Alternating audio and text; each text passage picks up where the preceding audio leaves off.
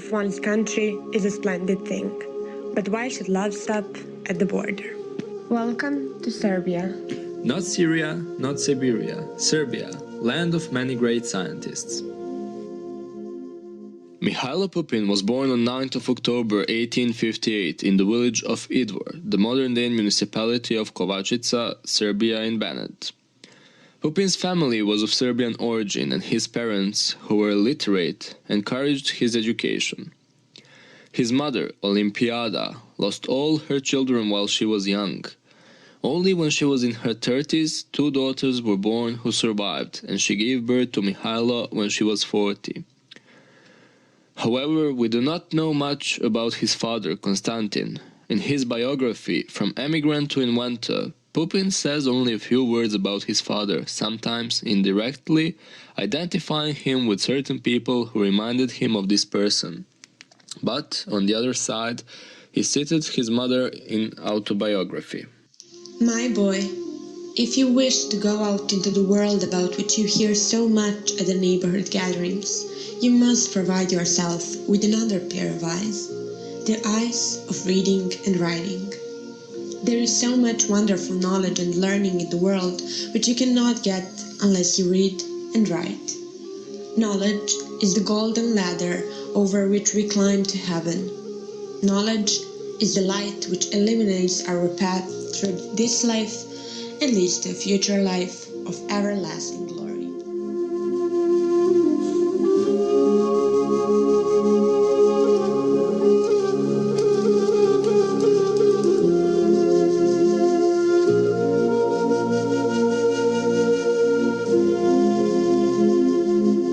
Pupin went to elementary school in his birthplace, to Serbian Orthodox school, and later in the real gymnasium. He was one of the best students there. A local archpriest saw his enormous potential and talent and influenced the authorities to give Pupin a scholarship. In 1872, he went to Prague, where he continued the 6th and first half of the 7th year. After his father died in March 1874, the 16-year-old Pupin decided to cancel his education in Prague due to financial problems and moved to the United States. For the next 5 years in the United States, Pupin worked as a manual laborer, for example at biscuit factory on Cortlandt Street in Manhattan, while he was learning English, Greek and Latin. He also gave private lectures. In 1874, after a series of odd jobs before attending Columbia College, now Columbia University, where he earned B.A. in 1883. That year, he also became a U.S. citizen. Pupin subsequently studied at the University of Cambridge and the University of Berlin. In 1889, he began teaching mathematical physics at Columbia. Knowledge is the golden ladder over which we climb to heaven. Knowledge is the light which illuminates our path through this life and leads to a future life of everlasting glory. I didn't come to America as a migrant worker to earn money. I came to America in search of knowledge, and the knowledge brought me earnings, and not the other way around. His most significant invention Pupin announced in July 19th, year 1900. This invention is about improving the long-distance transmission of the phone communication. It is announced as techniques of lowering the electrical waves and machines for it, today known as Pupinization. It marked a revolution in phone transmission on long distance. The first phone cables with Pupin's reels were put in Europe in 1902, from Berlin to Potsdam, which means 32 kilometers. Since then, the net of Pupin's cables started to spread around all continents. Thanks to huge practical application of his inventory, Pupin became rich and he invested most of his money in his new experiments. Since 1894 till 1923, Pupin announced 24 patents in America. His most important discoveries are also machines for phone and telegraph transmission, wireless transmitting system, the electric coordinator and sound generator. Thanks to Mihajlo Pupin and his well-known, above-mentioned Pupinization, first phone call over the ocean between Europe and North America was established. In 1896, Pupin discovered that atoms struck by X-rays emit secondary X-ray radiation. He also invented a means for taking short-exposure X-ray photographs. In 1901, American Telephone and Telegraph and some German telephone interested acquired the pattern for his invention of long-distance telephone.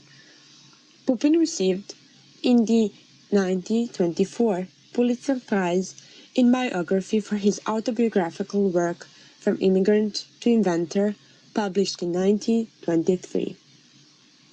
One crater of the moon bears Pupin's name, and this is just the beginning of a long list of recognitions, decorations, medals, and honors Pupin received from American society during his lifetime and after his death. In addition to that, Pupin was president of the New York Academy of Science, member of the French Academy of Science, and the Serbian Academy of Science. In 1920, he received AIEE's Edison Medal, that's American Institute of Electrical Engineers. Medal was for his work in mathematical physics and its application to the electric transmission of intelligence. Columbia University's Pupin Hall, the site of Pupin's physics lab, is a building completed in 1927, and it's named after him in 1935. Mihajlo Pupin's Institute, an engineering and technological research institution, was founded in 1946, here in Belgrade.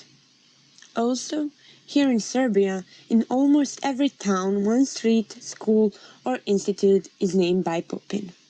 When the United States joined the First World War in 1917, Pupin was working at Columbia University, organizing a research group for submarine detection techniques. Together with his colleagues, Professors Wills and Moorcroft, he performed numerous researches with the aim of discovering submarines at Key West and New London. He also conducted research in the field of establishing telecommunications between places. During the war, Pupin was a member of State Council for Research and State Advisory Board for Aeronautics. Additionally, due to Serbs, during the First World War contribution and performance, there was a day that the Serbian flag flew over the White House on July 28, in 1918. The Serbian flag was raised over the White House and all public buildings in the nation's capital. Woodrow Wilson, President, the White House, July 1918. To the people of the United States. On Sunday, 28th of this present month, will occur the 4th gallant anniversary of the day when the people of Serbia, rather than submit to the studied and ignoble exactions of a prearranged foe, were called upon by the war declaration of Austria-Hungary to defend their territory and their homes against an enemy bent on their destruction. Nobly did they respond. President Wilson praised how courageously Serbs, as well as the other Slavs, the Poles, the Czechs, and the Yugoslavs resisted the aims of Germanic nations to master the world. As he, I quote, said, "The principles for which Serbia has so nobly fought and suffered are those for which the United States is fighting." And that is how the red, blue and white colors were the only foreign flag colors to have ever flew above the White House, including the French flag a few years later, with the colors order being rearranged.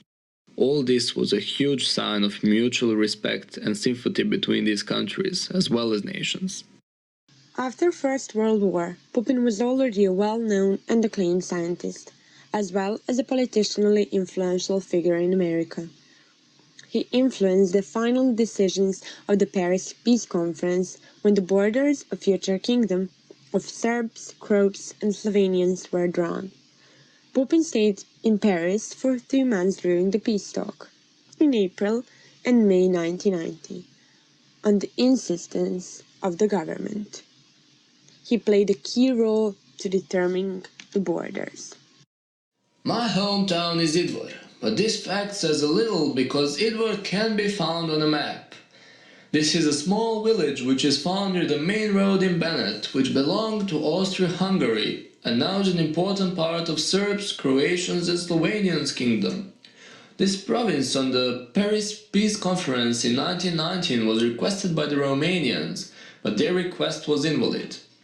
They could not negate the fact that the majority of the inhabitants were Serbs, especially in the Idvar area. President Wilson and Mr. Lansing knew me personally, and when they found out that I was originally from Banat, Romanian reasons were lost its weight. Nowadays, many schools and streets or boulevards in Serbia carry Pupin's name, including our school.